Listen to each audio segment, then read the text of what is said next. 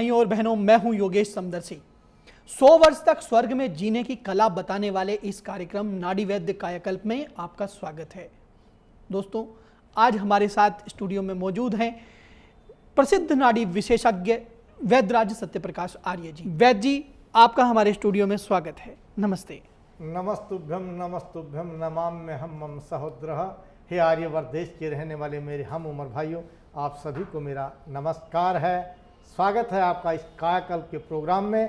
आप अभिमन्यु जैसे पुत्र पैदा करना चाहते हैं, अपने देश को सक्षम बनाना चाहते हैं, अपने आप को स्वस्थ बना करके भारतवर्ष को स्वस्थ रखना चाहते हैं, इसलिए इस प्रोग्राम में देख रहे हैं।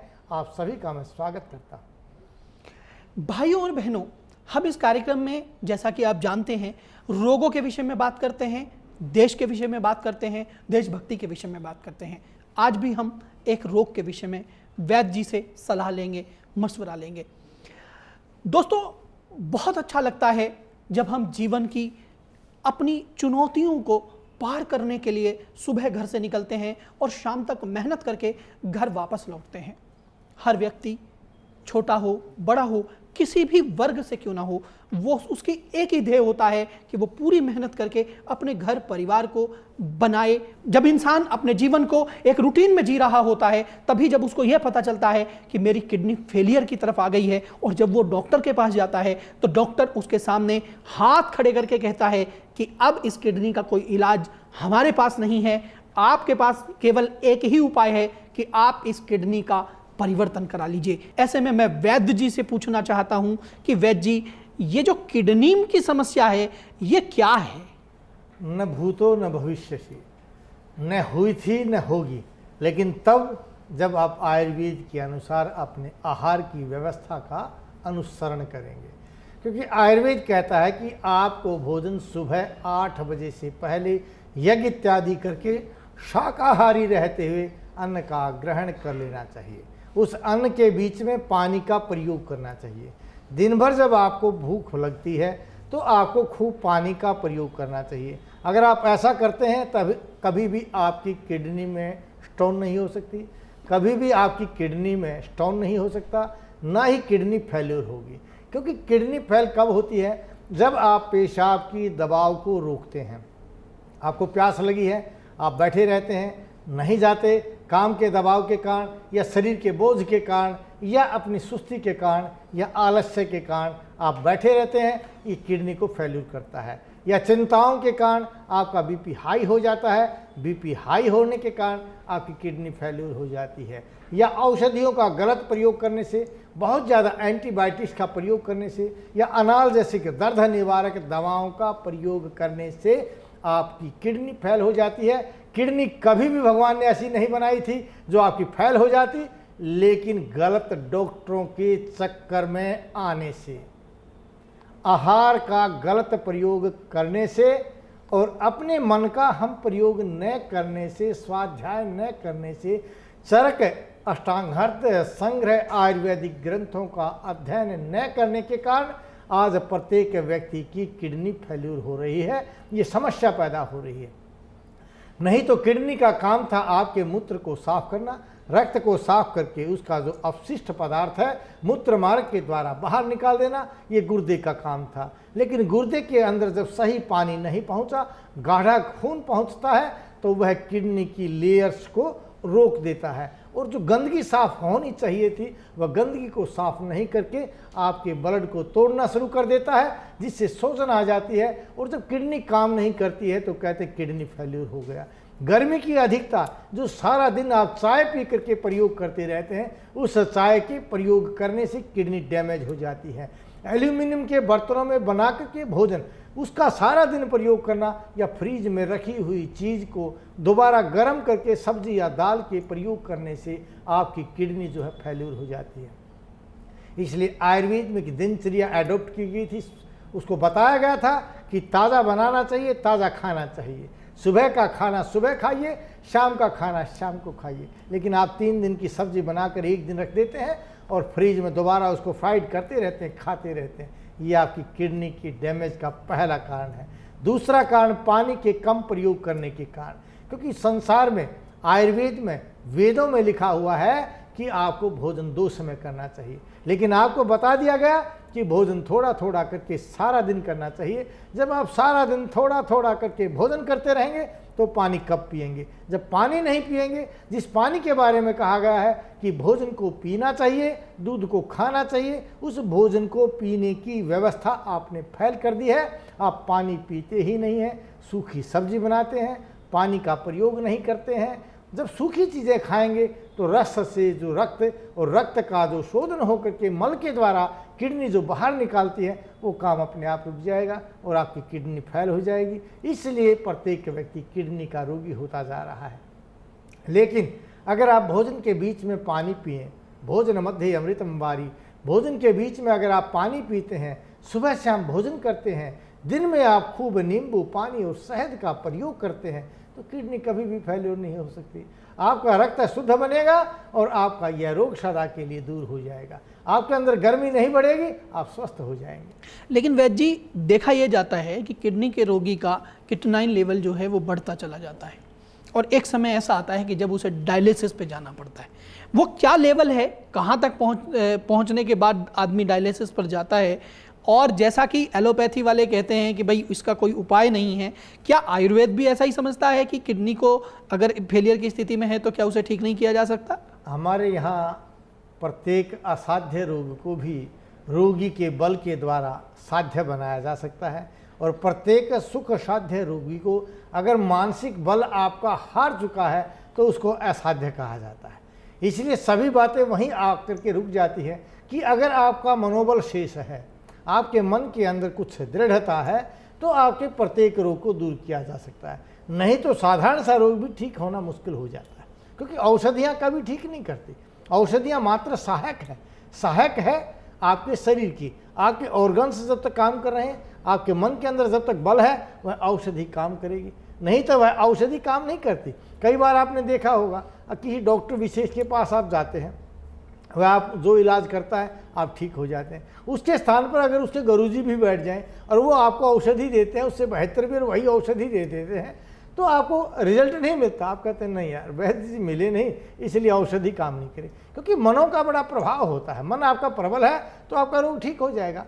हम किडनी फेल्यूर के रोगियों को क्रिएटिनिन आपका लेवल कितना ही बढ़ चुका हो, यूरिक एसिड कितना ही बढ़िया हो, यूरिक एसिड कितना ही बढ़ गया हो, या यूरिया ब्लड यूरिया बढ़ चुका हो, हम उसको ठीक करते गिलोय का पानी पिला करके, आप भर पेट खूब पानी पिला करके, भोजन में घी खिला करके। जहाँ की किडनी के रोगी को कहा गया घी नहीं खाना चाहिए, आज के जो बताते हैं उसको प्रोटीन्स का प्रयोग नहीं करना चाहिए, दालें नहीं खानी चाहिए, हम वहाँ दाल भी खिलाते हैं, घी भी खिलाते हैं और खिला करके उसको ठीक करते हैं। रही बात किडनी फेल्यूर के ऑपरेशन की, वे लोग एक का ऑपरेशन कर देते हैं, उसके बाद फिर डेड हो जाती है, क्योंकि काम तो वही है, आपका आहार नहीं बदला, इसलिए आपको मान लो स्टोन बन गया किडनी का। आप एक बार नहीं करवा देते, दोबारा फिर बन जाती है, कारण तो वो बदलते नहीं। इसलिए आयुर्वेद कहता है कि पहले कारण को दूर कीजिए, कारण को दूर कर देंगे। अब आप ये देखिए किडनी फेल्यूर क्यों हुआ। जब आप किसी छलनी में काम कर रहे हैं और उसमें कोई गाढ़ी चीज डालेंगे तो छनेगी थोड़ी, उसके अंदर भर जाएगा। सो ऐसा ही अगर शुद्ध रक्त आपके किडनी के पास नहीं पहुंचता है तो किडनी अपना काम करना बंद कर देती है, उससे अपशिष्ट द्रव्य जो है रक्त में चले जाते हैं और रक्त टूटना शुरू हो जाता है, शोथ रोग पैदा हो जाता है। उसी बढ़ी हुई सोजन को देख करके डॉक्टर कहते हैं जी आपकी किडनी डैमेज हो चुकी है, इसको बदलवा लीजिए। बाद में ये व्याख्या आई है कि यूरिक एसिड बढ़ गया, यूरिया बढ़ गया, क्रिएटिनिन बढ़ गया। हम तो नाड़ी देख करके ही, मुंह की सोजन देख करके, चेहरे की सफ़ेदी को देखते हुए, त्वचा की ठंडाई को देखते हुए, मंद नाड़ी को देखते हुए आभास हो जाता है कि आपकी नाड़ी काम नहीं कर रही, आपकी किडनी खराब हो गई। लेकिन उस मंद अग्नि को अगर तेज कर दें, आपकी त्वचा के अंदर उष्णता आ जाए, आपके रक्त के अंदर रक्तता आ जाए, तो आपका किडनी रोग ठीक हो जाएगा। हमें ये देखने की आवश्यकता ही नहीं है कि आपका क्रिएटिनिन कितना है, आपका यूरिक एसिड कितना है, आपका ब्लड यूरिया कितना है। आप देखिए आज का साइंटिस्ट क्या कहता है, दही को जमाने के लिए कि विशेष कीटाणु की बात करता है कि ये कीटाणु जो है दही जमाता है, दूध की दही बनाता है।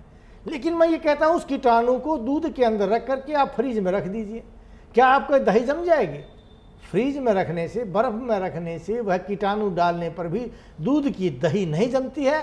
लेकिन अगर गर्म क्षेत्र में उस दूध को हम उंगली घुमा करके भी रख देते हैं तो दही जम जाती है। इसका मतलब दही कीटाणु से नहीं, दही जो है पित्त से जमती है। गर्मी के सही वातावरण से बनती है।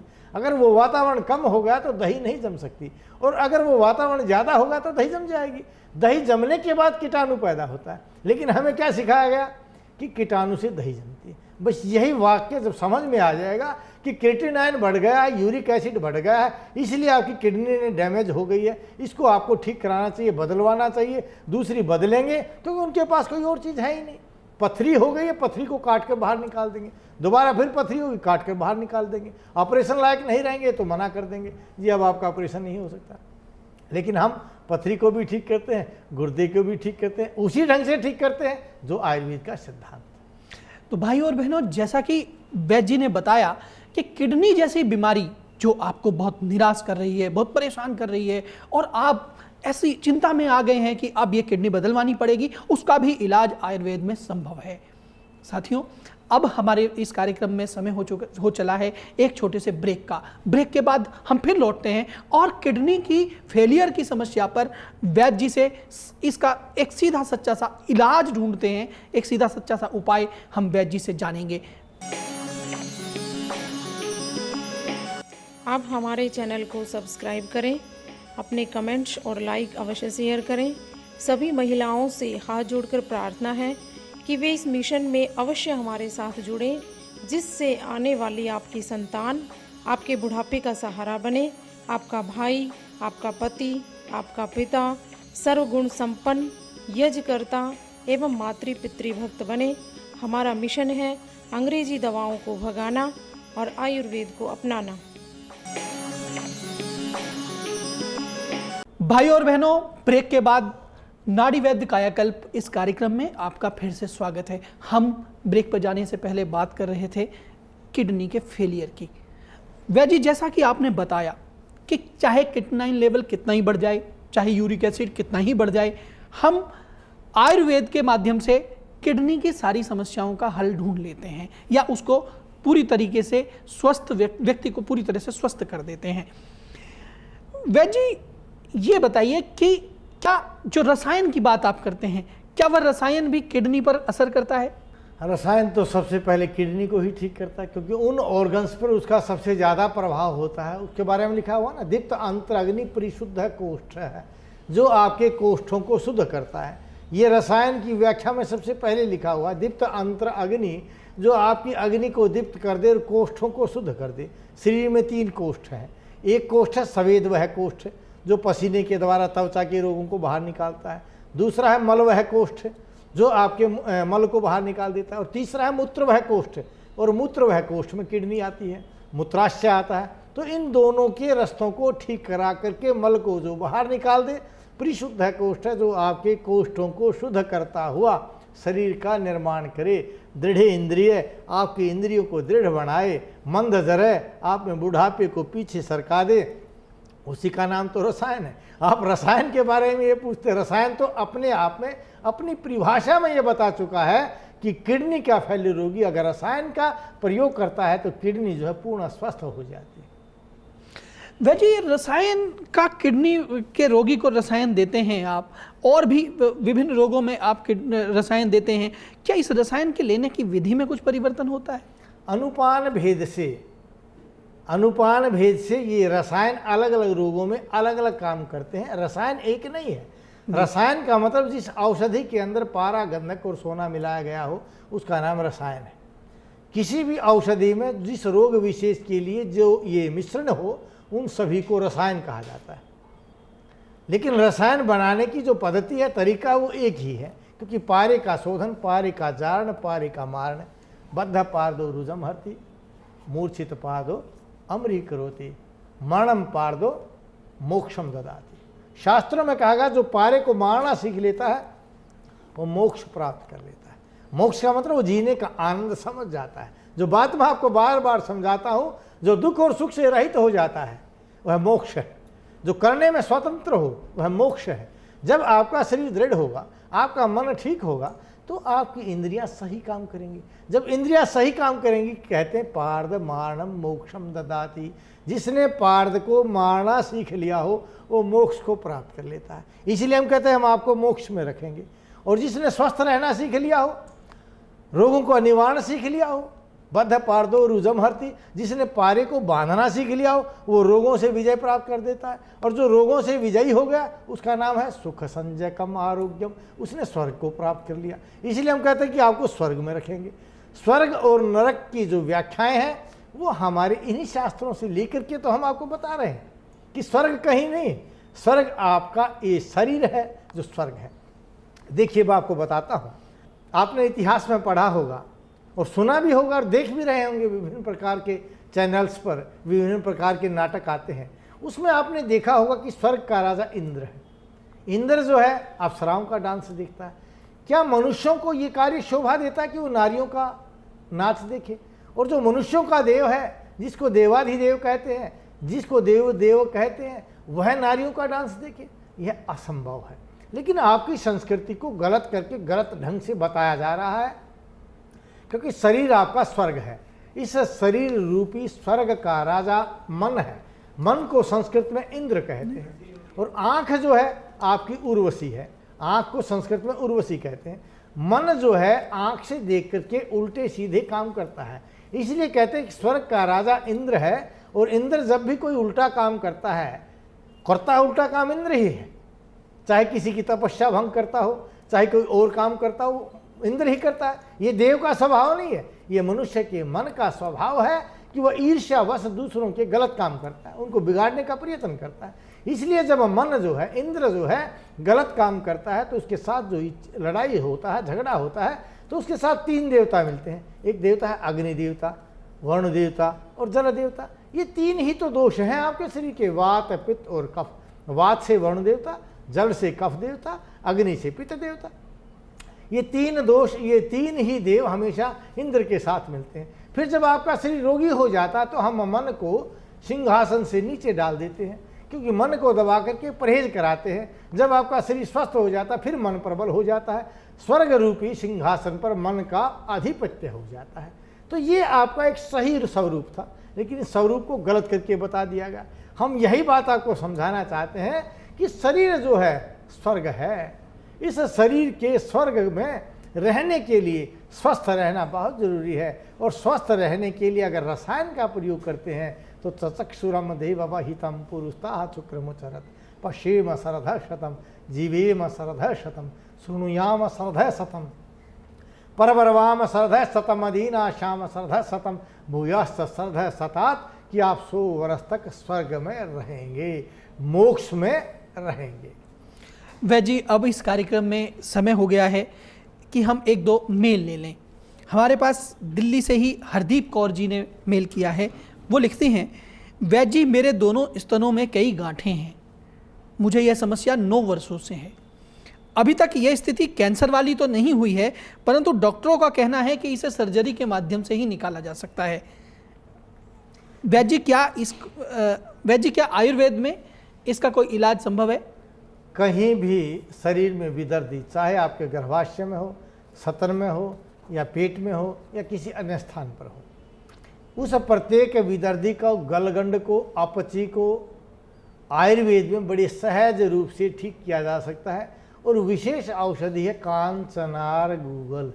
अगर आप कांचनार गूगल की 1-1 गोली या 2-2 गोली दिन में 3 बार खदीरा रिष्ट के साथ प्रयोग करते हैं, या आरोग्यवर्धनी वटी के साथ प्रयोग करते हैं, या सहंजनी के सवरस के साथ प्रयोग करते हैं, या अपामारक के रस के साथ प्रयोग करते हैं, या पाडा होता है, पेट छोटा सा क्षुप होता है, उस पाडा के सवरस के साथ प्रयोग करते हैं, तो शरीर में बनने वाली कहीं भी ग्रंथि जो है सदा के लिए ठीक हो जाती है और आप स्वस्थ हो जाते हैं। हम ठीक करते हैं। दिल्ली में तो हमारी शाखा है, आप हमारी शाखा से हमारे द्वारा बनाए गए रसायन का कांचनार आदि गूगल के साथ प्रयोग करके देखिए, और 1 महीने में अपनी देखिए गांठें, शरीर की गांठें ठीक हो जाएंगी।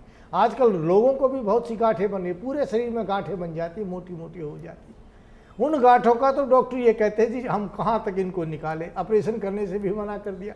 ये 1 गांठ को निकाल देते हैं, 2 गांठों को निकाल देते हैं। अब तो गांठें पूरे शरीर में बन गई। अब उन सर्जनों से पूछिए आपकी गांठों को कैसे निकालेंगे। लेकिन आयुर्वेद में उस प्रत्येक गांठ का आज भी इलाज है, और भविष्य में जब आप हाथ उठा लेंगे उस समय भी उन गांठों का इलाज आयुर्वेद की पद्धति के द्वारा ठीक किया जा सकता है। करते हैं और जब तक जिंदा है करते रहेंगे। वह जी दूसरा सवाल लेते हैं। जूही लिखती हैं कि वैद्य जी मैं आपका कार्यक्रम हमेशा देखती हूँ। वैद्य जी मेरे चेहरे पर काफ़ी बाल हैं, खासकर मेरी ठोडी पर। क्या इन बालों से मुझे निजात मिल सकती है? कृपया कोई उपाय बताएं। देखिए, महिलाएं खासकर परेशान होती हैं अनचाहे बालों से, और उनके अनचाहे बाल आयुर्वेद में कहते हैं गर्मी की अधिकता से, या जिनमें गर्मी ज़्यादा होती है उनके शरीर पर बाल होते हैं। रीछ जो है गर्म होता है, इसलिए रीछ के पूरे शरीर पर बाल होते हैं। हाथी ठंडा होता है, कम बाल होते हैं। जब आप रोगी हो जाते हैं, जब गर्मी बढ़ जाती है, पूरे शरीर पर बाल हो जाते हैं। इसलिए बाल कब पैदा होते हैं? जब आप रोगी होते हैं, जब आप गर्मी बढ़ती है, जब आप कमज़ोर होते हैं। जब आप स्लिम ड्रिम रहने के लिए भोजन का प्रयोग नहीं करेंगे तो अनचाहे बाल आ जाएंगे। जब आप चाय का प्रयोग करते रहेंगे तो चाय का प्रयोग करने से बाल बढ़ेंगे, गर्मी बढ़ जाती है। इसलिए हम कहते हैं कि आप दही का प्रयोग कीजिए जिससे गर्मी ना बढ़े। जब गर्मी नहीं बढ़ेगी तो अनचाहे बाल खत्म हो जाएंगे। दही का प्रयोग करने से आपके शरीर के अंदर जो ताकत आती है, उस ताकत के निर्माण होने से जो आपके अंदर कफ की प्रवृत्ति बढ़ती है। कफ में जैसे बच्चा जो है बड़ा कोमल होता है, कहीं उसमें बाल नहीं होते, जैसे बड़े हो जाते हैं पूरे शरीर पर बाल आ जाते हैं, क्योंकि गर्मी बढ़ जाती है। आप गर्मी का बढ़ना रोक लीजिए, आपके बाल अपने आप दूर हो जाएंगे।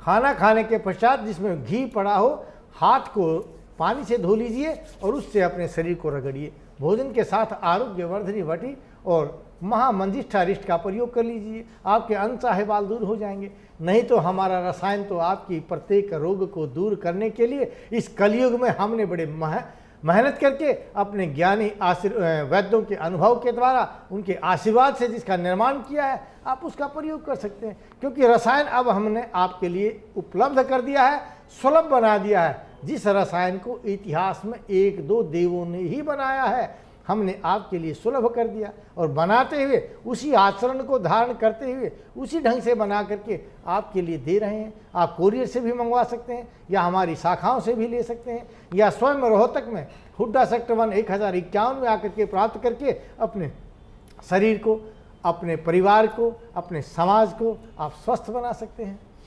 तो भाइयों और बहनों, जैसा कि वैद्य जी ने बताया कि रसायन से आप अपने लगभग सभी रोगों से निजात पा सकते हैं और एक स्वस्थ जीवन जी सकते हैं, और स्वर्ग में 100 वर्ष जीने का अनुभव आप भी प्राप्त कर सकते हैं। हमारे कार्यक्रम के इस अंतिम पड़ाव में अब वक्त आ गया है वैद्य जी से आज का नुस्खा पूछने का। वैद्य जी, किडनी पर हम बात कर रहे थे, किडनी से जुड़ा कोई घरेलू नुस्खा बताइए। देखिए, गोदुग्ध के अंदर 1 कप गोदुग्ध के अंदर अगर गोमूत्र मिला करके उसमें यवक सार डाल करके आप दिन में 3 बार पीते हैं तो किडनी चाहे कितनी फेल्यूर क्यों ना हो, आपका यूरिक एसिड कितना ही बढ़ा क्यों ना हो, आपका यूरिया कितना ही बढ़ा ना हो, वह भी ठीक हो जाता है। चंद्र प्रभावटी गोक्षुर आदि गूगल को चंदनाशव के साथ प्रयोग करने से भी आपका गुर्दे का रोग ठीक हो जाता है। लेकिन हम वही कहते हैं, आपके डॉक्टर्स ने आपको डरा दिया कि पानी नहीं पीना चाहिए। आपके अंदर अगर मन में बल है तो पानी का प्रयोग करके किडनी को ठीक कर लीजिए। अगर आपका मन सशंकित है, आप डरे हुए हैं, तो पानी का कम प्रयोग करते हुए रसायन का प्रयोग कर लीजिए, आपकी किडनी ठीक हो वैद्य जी, यहाँ एक जिज्ञासा मैं आपसे बांटना चाहूँगा। जब हम ये कहते हैं कि गोमूत्र का इस्तेमाल करें दूध में डालकर, तो क्या गोमूत्र इस्तेमाल करने के साथ क्या हम ये कहते हैं कि सीधे गोमूत्र, जैसे कोई गाय मूत्र विसर्जन करती है उसी मूत्र को कलेक्ट करके हम सीधे ही उपयोग करें, या इसको कोई प्यूरीफायर फॉर्म में इसका उपयोग किया जाता है? देखिए, वैसे तो गोमूत्र आप उसी गौ का ले सकते हैं जिसकी सेवा आप अपने हाथों से करते हो। जिस गोमूत्र को लेने के लिए आपने गौ की सेवा ही नहीं की हो और उस गौ का मूत्र पीने से आप स्वस्थ नहीं हो सकते। इसलिए हमने भी अपनी औषधियों को बनाने के लिए गौशाला बनाई है। अपनी गौवें रखते हैं, अपने हाथ से हम अपनी गौवों को चराते हैं, उनकी सेवा करते हैं, फिर उन गौवों से मूत्र लेते हैं, उससे हम औषधि का निर्माण करके किडनी के रोगियों को ठीक करते हैं। क्योंकि हमने जिन भावों से उसको बनाया है, जो आहार खिलाया है, आहार खिला करके गौ की जो प्रार्थना करते हुए कहते हैं कि हे गौ माता, तेरा दूध अमृत है, तेरा घी अमृत है, तेरी दही अमृत है, तेरा तक्कर अमृत है, तेरा पंचगव्य अमृत है। इस अमृत को आप रोग निवारण हेतु हमें रोजाना देते रहिए, जिससे हम अपने रोगियों के रोग का निवारण कर सकें और किडनी जैसे रोगियों को, कैंसर जैसे रोगियों को रोग से मुक्त बना सकें। इसलिए आपने इतिहास में देखा होगा, हर ऋषि के पास गौ होती थी, क्योंकि ऋषि कोई और नहीं, वो साइंटिस्ट होते थे जो आपके लिए वैज्ञानिक का काम करते थे। तो आप भी अगर अपने रोगों को स्वस्थ रखना चाहते हैं, अपने शरीर को स्वस्थ रखना चाहते हैं, तो गऊ का पालन अवश्य कीजिए, गऊ का दूध अवश्य पीजिए, और उसी गऊ का दूध पीने से, मूत्र पीने से, उसके गोबर से बनी हुई गोलियों को खा करके आप कैंसर को, लीवर को, किडनी को ठीक कर सकते हैं, जैसा कि हम ठीक करके दिखाते हैं, और आपको भी स्वस्थ बना सकते हैं। क्योंकि गऊओं का पालन मैं अपने हाथ से करता हूं, गऊओं की सेवा अपने हाथ से करते हैं, अर्चना करते हैं कि हे गौ माता, मैं मानव कल्याण के लिए रोग निवारण हेतु आपके पंचगव्य का प्रयोग करना चाहता हूं, और उससे औषधि का मैं निर्माण करूंगा। आप मुझे बल दें, शक्ति दें, अपना पंचगव्य दें, जिससे मैं औषधि का निर्माण करके अपने देशवासियों को, अपने मानवों को हम स्वस्थ बना सके। तो भाइयों और बहनों, हमने आज इस कार्यक्रम में जाना कि किडनी जैसी समस्या, किडनी फेलियर जैसी समस्या का हम निदान आयुर्वेद में पा सकते हैं। वैद्य जी की बात सुनकर आप सबको अपने इस रोग से लड़ने की शक्ति प्राप्त हुई होगी। इस आशा के साथ हम इस कार्यक्रम को यहीं पर समाप्त करते हैं, और मैं आभारी हूँ वैद्य जी कि आपने समय निकालकर इस कार्यक्रम में आप हमारे स्टूडियो में आए। आपका आभार है। गच्छामि पुनर्मिलनाय जा रहा हूँ दोबारा मिलने के लिए, इसी भाव के साथ कि आप सभी स्वस्थ रहें, अपने परिवारजनों को स्वस्थ रखें, भारतवर्ष को स्वस्थ रखें। जय हिंद, जय भारत। भाइयों और बहनों, कल फिर इसी समय इसी चैनल पर फिर से मुलाकात होगी। हमें देखना ना भूलिएगा, और कल तक के लिए हमें दीजिए इजाज़त। नमस्ते।